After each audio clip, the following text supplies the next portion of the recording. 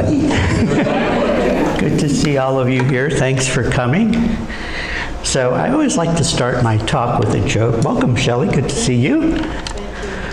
And on my way here, I asked Siri to give me a joke about spirituality, and I pulled it up. I love this world we live in. All right, so it goes like this. St. Peter decides to take the day off to go fishing. So Jesus offers to keep an eye on the pearly gates. He is not sure what to do, so Peter tells him to find out a bit about people as they arrive in heaven, and this will help him decide who he can let in. After a while, Jesus sees a little old man with white hair approaching who looks very, very familiar. He asks the old man to tell him about himself. The old man says, "I had a very sad life. I was a carpenter, and I had a son I lost at a relatively young age. And although he was not my natural child, I loved him dearly." Jesus walked up to him with emotions. He threw his arms around the old man and cried, "Daddy, is that you?"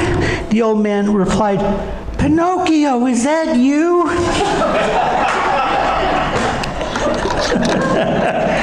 So that was the first one that came up. I'm like, oh, that's a good one. I'm going to share that one.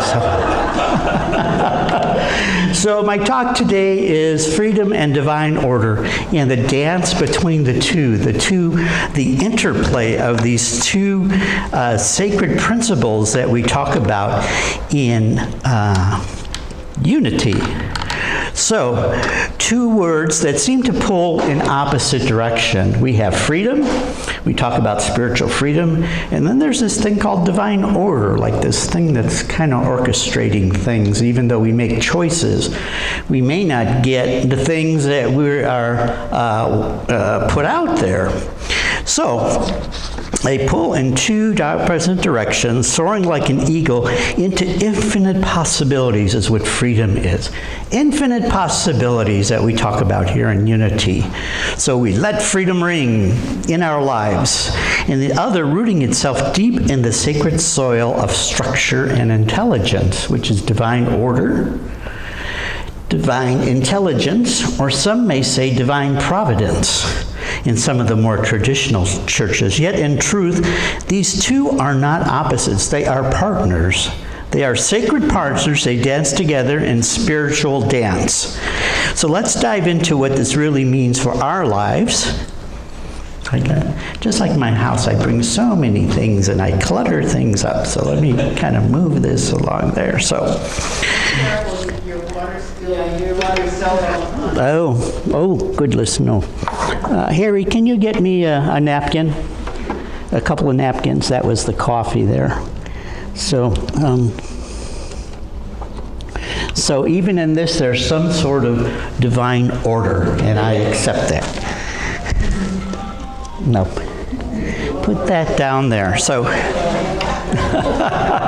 the spiritual principle of freedom. Let's begin with a word that stirs the soul. Freedom is the heart of New Thought teachings. Charles Fillmore, I have to move my slide now. All right, there we go. Charles Fillmore, co-founder of Unity, taught that humans' divine inheritance is freedom of thought, freedom of choice, and freedom to create. We are not victims of circumstance. We are not bound by the past. We are not puppets of fate.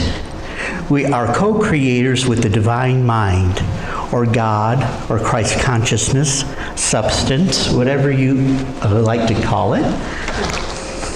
Oh, there we go. There we go. Like that, I'll keep it from. Yeah, just absorb the bulk of it. Okay. So we're co-creators with divine mind.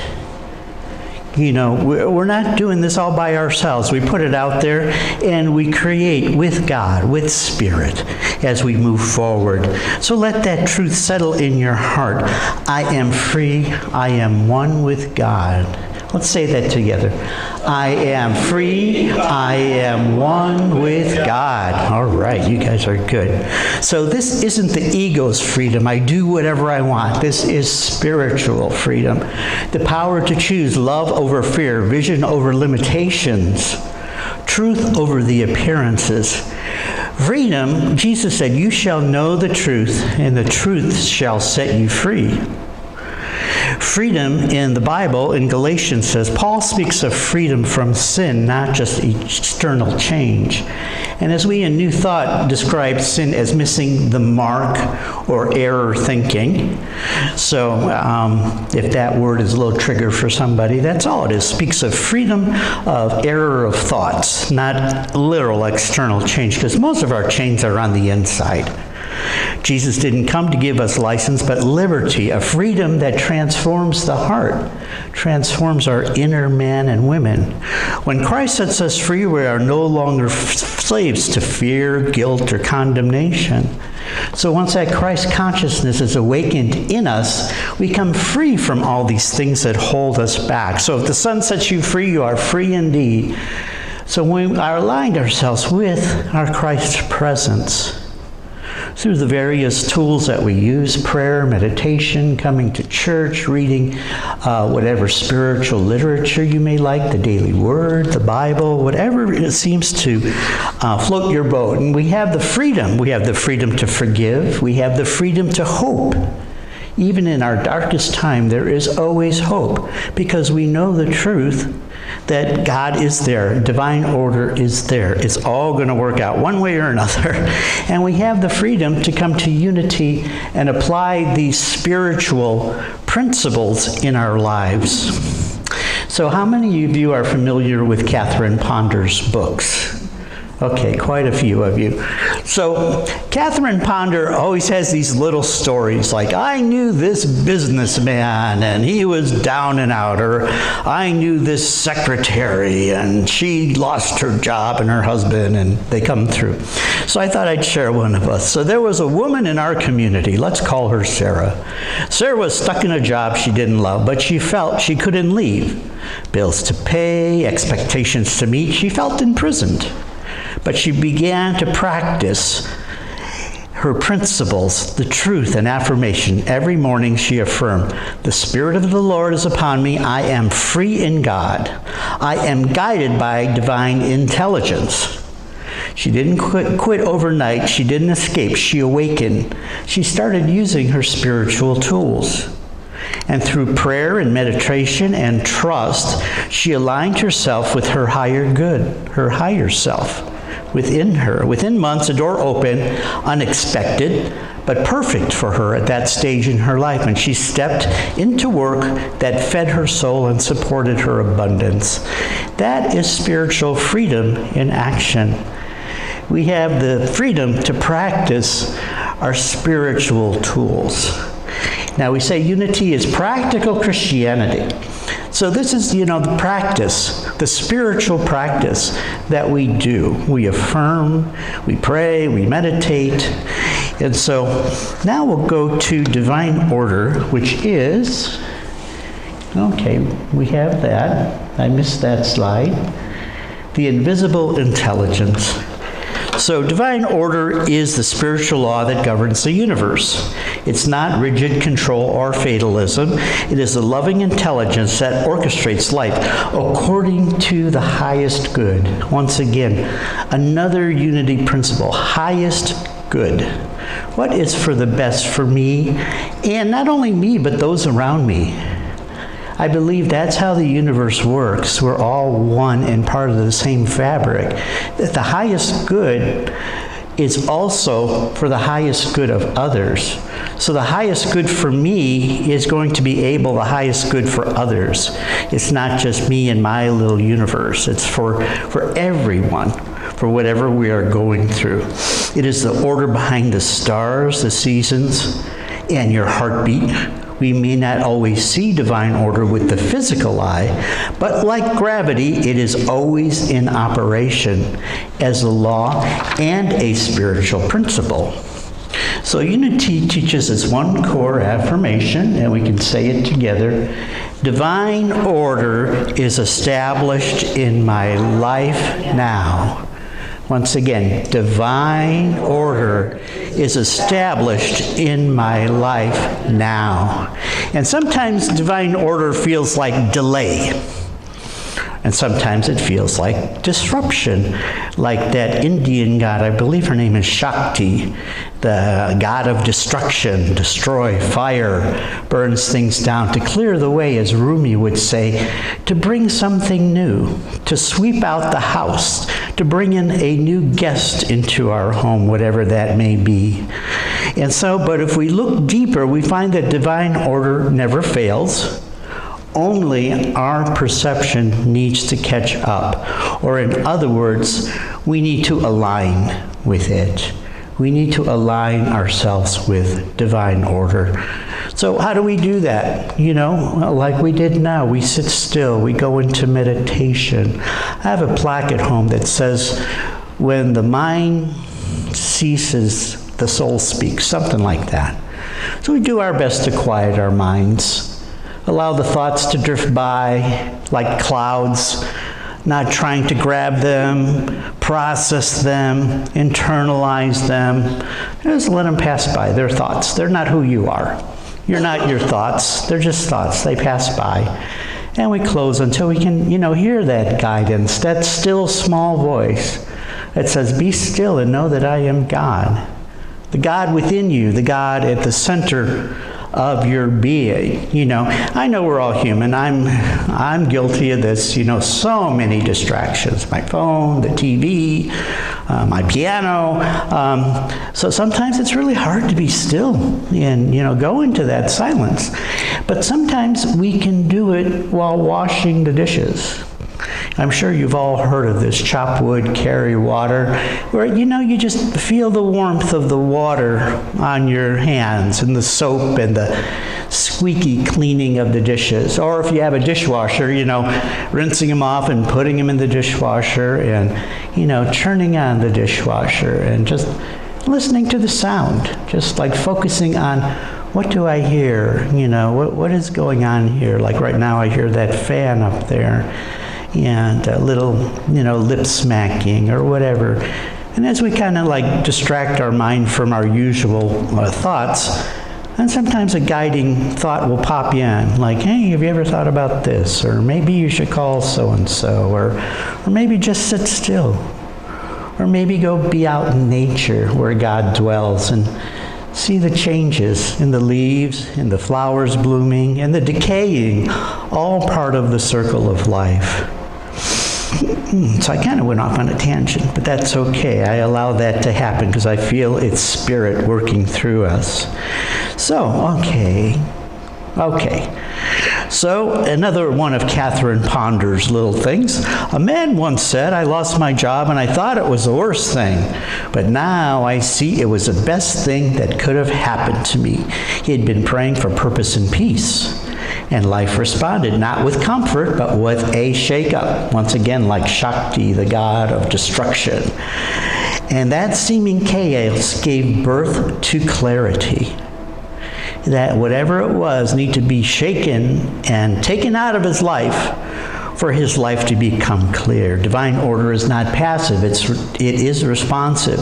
It's the inner alignment of all things towards love, wholeness, and spiritual growth. So once again, it's those qualities of God that divine order is drawing us to, like a magnet. These are stable things: love, peace, joy. These are all qualities of God that divine order is pulling us into, like a magnet. So we know, we're safe there. That, in New Thought, I've been taught that that's God's will. I go, what's God's will for me? What's God's will for me? Well, that's His will, her will, its will, to pull you into these sacred qualities of peace, joy, quietness, abundance, prosperity.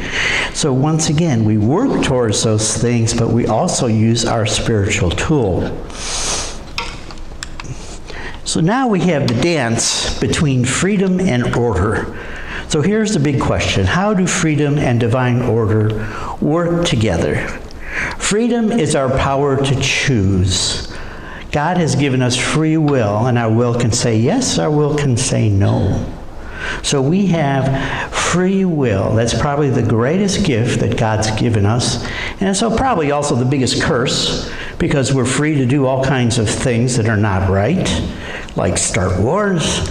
Well, we won't get into that, but that's the traditional answer. God gave us free will. So freedom is our power to choose, and divine order, the framework which our choices unfold. So divine order is like a big canvas. And freedom, we pick up the paintbrush and start painting. But it's all encompassed in that divine order. And of course, a canvas is even a small illustration, but for our human minds, it's a metaphor that we can put it in. That we paint on this canvas of divine order of our lives. And even though we're painting, the divine creator can come in and move our hands or maybe erase this and guide us towards that and whatnot. But I believe we have to be moving, just like a car has to move in order to turn the wheels. So prayer is where we access both liberty and guidance. Okay, freedom is power to choose, divine order, framework. So I am free to follow Spirit, and Spirit leads me in perfect order. So let's say that together. I am free to follow Spirit, and Spirit leads me in perfect order. Okay. So once again, divine order is not passive. We must move. Faith is not just a belief. It's an action inspired by inner knowing, by inspired action and guidance. So we take the next step, even if it's small. We take it in trust. We take it in alignment. Divine order meets us when we move. And as it says in the Bible, faith without works is dead. And when I was training as a practitioner in religious science, they would say, treat and move your feet. So treat pretty much is pray. It's a form of prayer. So once we do that, then we move our feet and take action. But not, just willy-nilly go out and do this and do that. We wait for inspired action, guidance. And sometimes that action is just to be still and wait for more guidance. So there's never any real pressure, but once again, we need to move on things that we have, put our minds on that we want to accomplish or do or be, whether it's with health or partnerships or prosperity. And as Eric Butterworth says, we do not walk the path. You let the path walk through you. So I like that. You do not walk the path. You let the path walk through you. So God's Spirit is walking through us as we are all each individual expressions of the divine, all with our unique presence, our abilities, our talents, our kindness that we bring to the fore to share with one another. Even though we are different, we all have something to bring to the table. So now we talk about obstacles. You may ask, what about when things go wrong? When it feels like life is anything but ordered? I'm sure we've all felt that. In this moment, we don't deny the pain or the reality of this world that we're living in. We all have lived through tragedies. We all have our stories. And so we can say, even here, divine order is unfolding. And I know you all know that story about the pony that is in the pile of the manure. The little boy goes, well, if there's a bunch of manure in here, I know there's going to be a pony. So I know he's in there somewhere, so he's just digging away. So even here, divine order is unfolding. And you don't have to understand it. And you don't have to like it, but you can trust it. It is unfolding. You don't have to understand it. You don't have to like it, but you can trust it. All right. In every spiritual tradition, the deepest growth comes through surrender, not to chaos, but to divine order.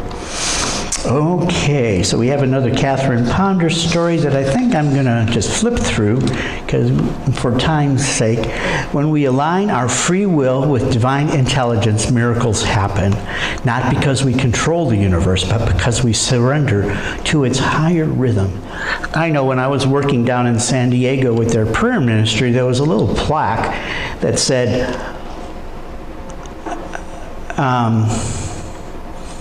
let's see, miracles are not something unusual. It's the unfolding of a higher order. So it's once again being in that higher rhythm to allow those miracles to unfold. And the paradox is when we surrender to divine order, we experience much more freedom. And true freedom isn't rebellion, it's realization. It's the awakening to our true selves and our spiritual nature. So, let's bring it to personal. Have you ever made a bold choice that felt scary, but it was right? I mean, I left a secure job at the post office, and I didn't know where I was going. But over the years, God guided me, and I got to get back into my music because of that.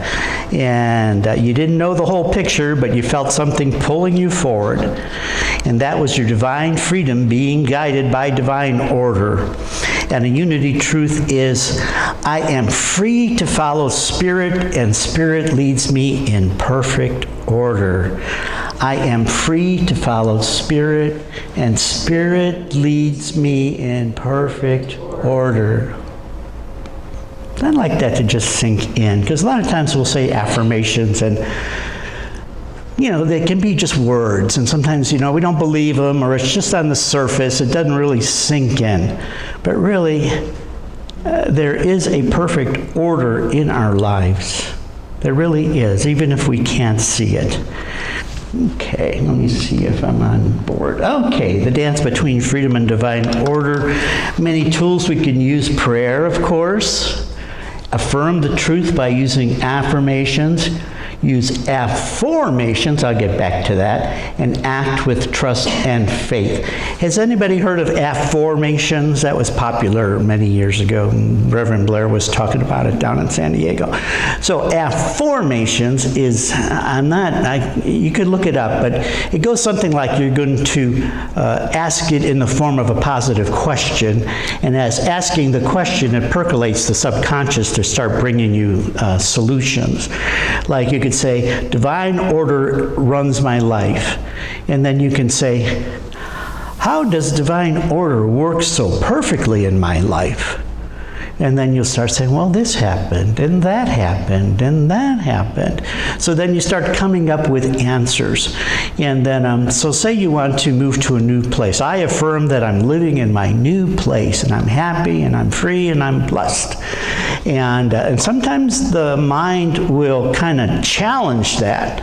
Our regular mind is like, I don't know about this, this affirmation stuff. But an affirmation will say, how is it that I got to live in this nice, new, beautiful place that I've always wanted?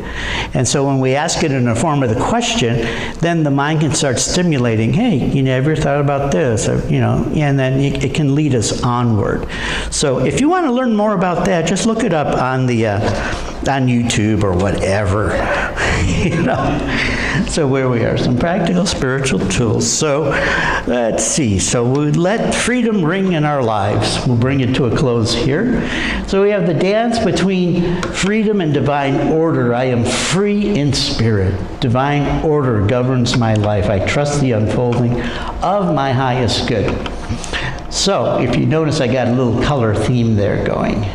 The red and blue turns into purple. So, so we are putting them together, mixing it up, alchemicalizing the two in our lives, and just let it be.